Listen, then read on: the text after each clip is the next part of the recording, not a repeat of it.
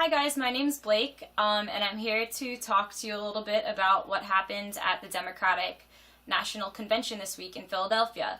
I went down to join the protests there, which were in favor of mostly Bernie Sanders, and most of us there were very upset about the possibility of election fraud that went on within the Democratic Party supporting Hillary, and as you know, the Democratic Party is supposed to remain impartial. So with the recent WikiLeaks, this was a big problem.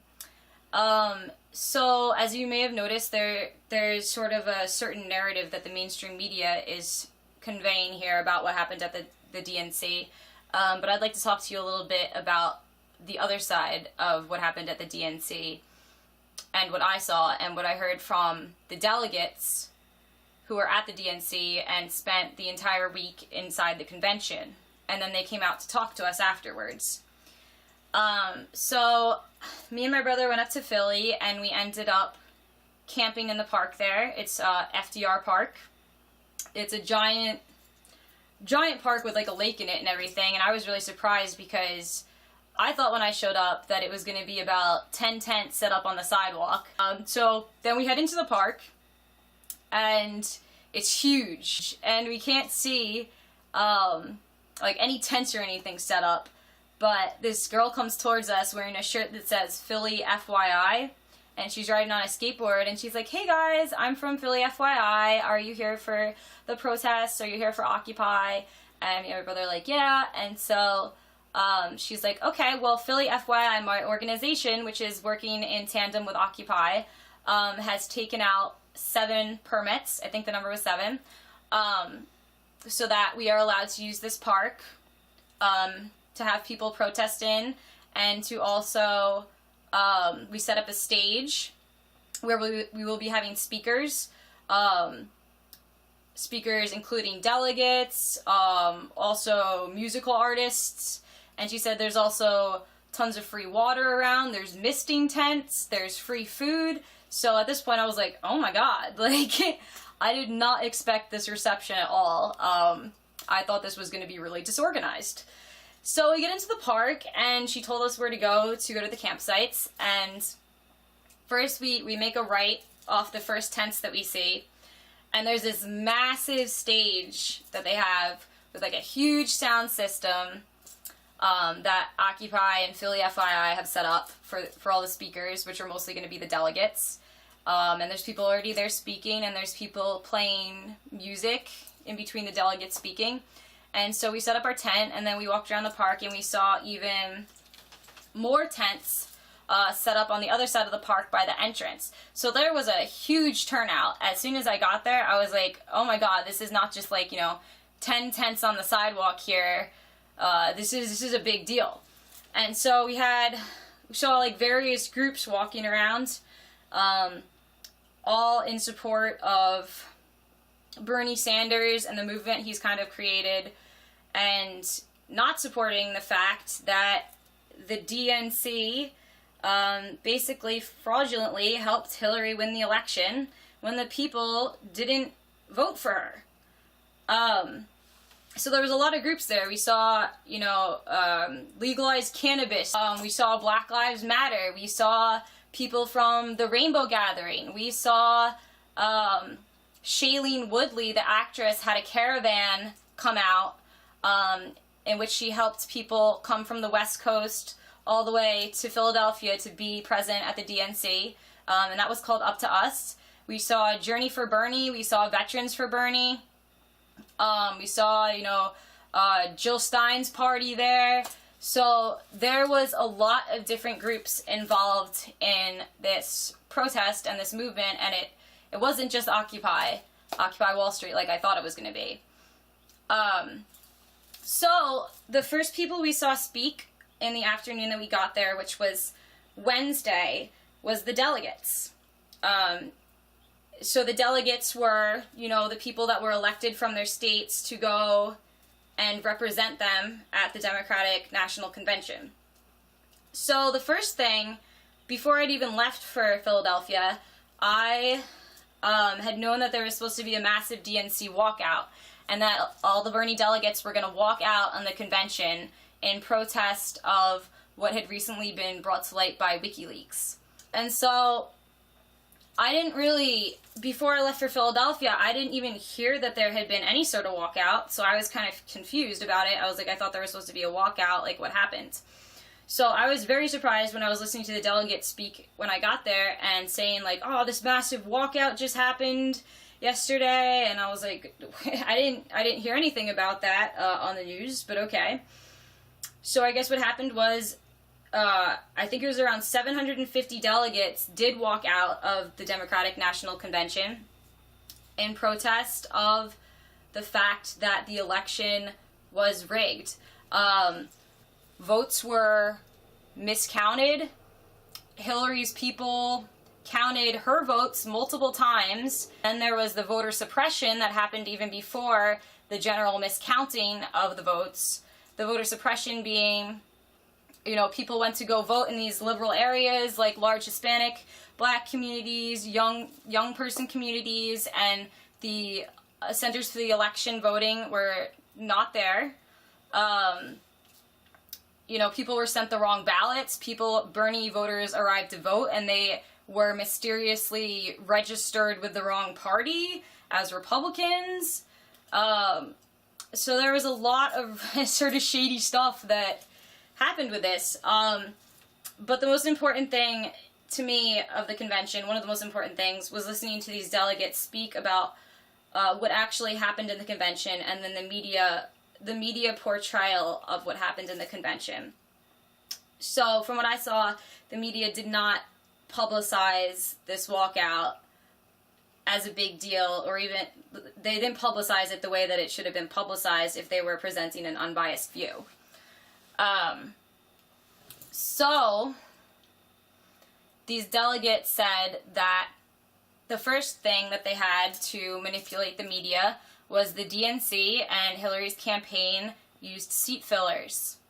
So instead of, after the delegates walked out of the convention and it would have shown all these empty seats that would have been Bernie supporters, they actually had actors, come and sit in those seats and hold up Hillary signs and make them look like they were delegates there who supported Hillary, even though half of the convention just walked out.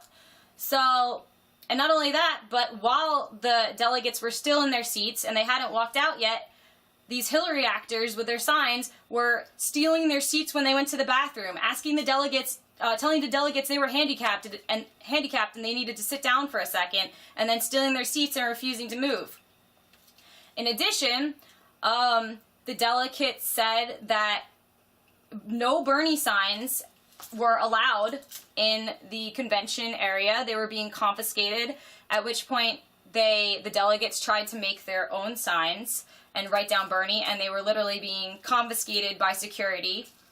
And then even the way the convention was set up, they didn't set up the convention seating according to, it wasn't alphabetized, you know, how like the states would usually be. So what they did was they put all the states that supported Hillary in the front so that the media could show a huge enthusiastic crowd of Hillary supporters, and then they put all the Bernie supporters, like the California delegates, way up in the back so nobody could see them. So that is one way they manipulated mainstream media to show this Democratic Party unity that was absolutely not there. The delegates also said that they were, whenever they tried to bring up important issues such as the TPP and fracking that Hillary is for, because they are obviously concerned, especially California delegates, since fracking deeply affects them, they were not allowed to talk about it. There was no dialogue, and as one person said at the convention, the point of a convention is to convene and hear everyone's side of things. So then the delegates exited the building, and according to one delegate, they had snipers aimed at them with the Bernie delegates in their crosshairs as they were walking out of the convention to the media tent. And then multiple delegates were detained by the Secret Service for hours. I spoke to one lady who was Journey for Bernie, and she said that one of the delegates that she knew personally had her phone taken when she was detained by the Secret Service and the memory card removed to get all the information of the Journey for Bernie people. So this doesn't really sound to me like how a democracy should work. But it was a really amazing experience to actually, you know, see these delegates walking out of the convention and then coming and talking to us, the people in the crowd, and then also, you know, they were doing it on the stage and everything as well. So after I listened to the delegates speak a little bit, we had, you know, everyone was going to go down to the DNC, which was like just adjacent to the park, and protest, because that's what everyone was doing. You know, all day was like protest, protest, protest, and then but also listen to these speeches from the delegates. So we're all waiting there. First we watched a movie, and it was by the journalist who exposed the Bush-Gore scandal in Florida. Everyone must remember that scandal where the Florida votes were miscounted in favor of George Bush, and he ended up winning the election when Al Gore actually did win the election. So this was from the same guy. I forget his name. And we watched a movie that he did. He had done a journalistic investigation of the DNC primary, the one that just happened with Hillary and Bernie. And what he found, again, were that votes were counted multiple times for Hillary. He shows you the sheets in this documentary where they're counted multiple times, and he showed further evidence of election fraud. So then we were waiting to go down to the protest, and the theme of the night was to walk down there with candles, and in a sense we were having a funeral for democracy, or a funeral for the DNC, the Democratic Party. So everyone has like a candle, it's like a candlelight vigil. We walk down there, there's lots of chants like, hell no DNC, we won't vote for Hillary, drop the elephant, drop the ass, fill the party with the working class, like all sorts of just like chants like that, election fraud. And we get down there and there's a lot of like energy, and I don't know if it's really good energy, and the cops are just, first of all, the convention there is a high gate, it is completely gated off. I don't know why. I expected it to be, you know, sort of like open. I didn't expect it to look that menacing. But yeah, there's just these high fences all the way around for the convention, and there's just cops lined up in every single direction, kind of enclosing the protest crowd. So it was definitely a little bit scary. At one point, there was people in the crowd, I don't know if they were provocateurs, but they actually cut the fence towards the cops and were rattling it, and then things started getting, people started panicking, and the whole crowd started running back. But then everyone kind of figured out that nothing was actually happening, and we all came back to being together peacefully. There was also a coffin that we threw over the fence, the protesters, that had, you know, was supposed to represent the fall of democracy, democracy being dead. So, meanwhile, you know, so there's all this, like, almost violence that just happened, and then there was people that started burning the American flag. So that was a huge controversy amongst the protesters, was should we be burning the American flag in protest here? On one hand of the argument, you have freedom of speech, that's our right. It's not hurting anybody to burn the flag, it's us expressing our feelings. And then on the other hand, you have people saying, like, you know, we should be more peaceful and less angry about this. So the group that was in sort of the peace camp decided at this point, when people were starting to burn the flag, to draw everyone back. And everyone at this point was putting up peace signs. People are going around saying, put up your peace signs. There were signs that say, this is not a riot. Protesters weren't just the ones that were camping in the park, but there was protesters coming just for the day. Protesters staying, you know, at Airbnbs. They're just coming from all directions. So there was a lot of people at this thing, and I feel like the mainstream media is trying to make it look like there were only a couple, you know, Bernie supporters that were sore losers, And that was not the case because there was thousands upon thousands of us there.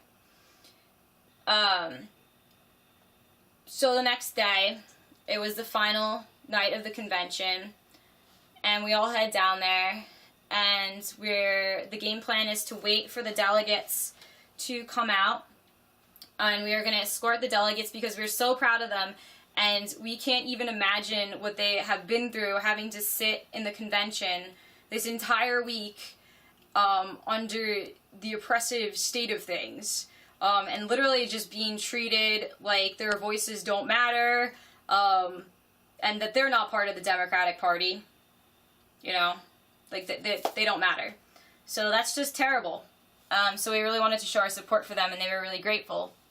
So we waited till it was past midnight, I believe, when the DNC actually released the delegates. They released them from a different entrance, so that some of the delegates didn't get released to the protest crowd. And then they also released them at different times so that the delegates wouldn't all be released at once. So then we had a massive march with the delegates back from the park, back from the DNC to the park. And again, there was a lot of delegates speaking out against what happened. And something that I found out that was interesting was most people there are now supporting Jill Stein. So it's actually possible to not support Hillary, but also not be called sexist, because last time I checked, Jill Stein is a fucking woman who is running for president, who's not Hillary. So you can use your feminist vote to also vote for Jill Stein, who is she started out as a medical doctor, and she started seeing a lot of patients that were affected by like chemicals in their environment, so like high lead levels, high mercury levels, chemicals in pharmaceuticals, chemicals in pesticides, and all these things. And she said, you know, this is bad. So she kind of made it her quest to go across the country and go to poor areas like Indian reservations, like low-income places, and you know, help people fight this exposure to dangerous chemicals that was making them sick. So a lot of people, they say, you know, I don't think Jill Stein's qualified or anything, but I think we're in the middle of a massive medical crisis in our country right now, and that's personally what brought me to the DNC. You know, I have chronic Lyme's disease, and in 2012, the CDC decided that disease doesn't exist. So everyone who has chronic Lyme's disease is now fucked. You know, I've watched countless friends become addicted to prescription painkillers. Some of them switched on to heroin. My boyfriend died of a heroin overdose on Thanksgiving because he started off on prescription painkillers, which are pushed out there by these pharmaceutical companies. And they don't care who's dying. They don't care who's moving on to heroin. They're just out there to make money. Coincidentally, at the convention, I also met a lady who, she had been a pharmaceutical rep for one of these organizations, one of these corporations like Pfizer, and she had become addicted to her product. She became addicted to prescription painkillers, and when she couldn't afford them anymore, she switched over to using heroin. And she was lucky enough that she actually got clean, which is incredible. And then, you know, I also work with my grandma who has Alzheimer's, and a lot of those factors of why she has Alzheimer's are speculative. I mean, the doctors, the normal doctors can't tell us any reason why she has this, but she was on Lipitor, which is a statin, for 50 years and has been known to cause Alzheimer's. I talked to a boy that I met there at the convention who had physical malformation of both of his arms, and his mother had taken a certain pill, which I forget the name of, that was for morning sickness during her pregnancy with him, and it had led to him being horribly disfigured. So he had been adopted by American parents, and he is an American citizen now. And he came to the convention, and he came by himself. And he rode a bus for 20 hours so he could be here and make his voice heard, because that's how important he thinks it is, that Bernie's platform goes through. So let's see. So this was the last night, and then the next morning, most people were packing up their tents and everyone was leaving, but there was like a last march to the town hall. And once we were there, we listened again to the delegates speaking about what happened to them and in the convention, but also they were talking about relating their personal experiences at home to the bigger picture, to these campaigns, and ultimately why this campaign should matter to everybody. Because it's not just something that's going on way the fuck away in Washington. This is affecting us every single day. I know it affects me. You know, I have Obamacare, and I'm supposed to sit here and thank Obama for that. And Hillary Clinton, when I take out that card and I bring it into a doctor's office, nowhere fucking takes it. So what good is it having a stupid piece of plastic in my wallet that says I have healthcare when I can't fucking use it anywhere? But the point is that these are issues that are affecting us at home, and we need to try to change them at this level.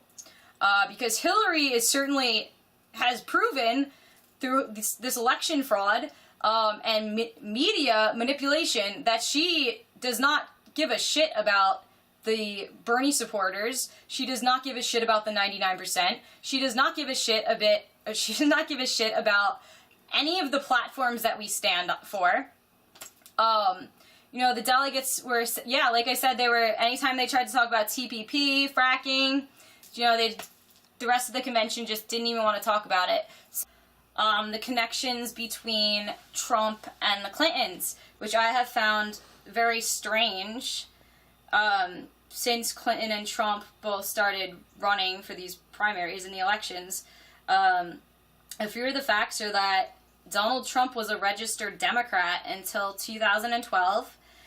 And then all of a sudden, you know, in this election, he decides to run for the primary, and he becomes the most conservative person in the entire country with these, like, bigoted concepts that are changing every day. But he was a registered Republican, registered New York Democrat until 2012. That just doesn't seem to add up to me.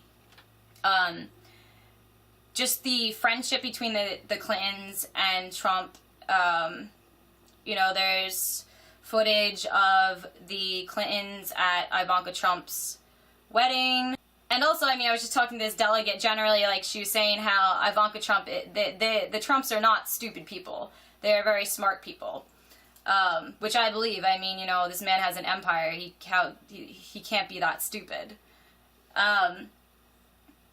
So at the end of the day, I mean, everyone needs to make up their own mind for themselves. But I think it's important that people get a real perception of what actually happens. So I think using seat fillers at the Democratic Convention and taking away delegate signs, pretending that the walkout didn't happen. Oh, yeah, I mean, so I'm going to post some more videos of actually the delegates speaking, but I just wanted to kind of present an overview here of what I saw at the convention. To sum it up, there was thousands and thousands and thousands of people there from different walks of life, protesting the fraudulent Democratic primary election of 2016. And it was not just a couple of protesters like the media was making it out to be. And we were not violent protesters either. We were very peaceful protesters, but we are angry.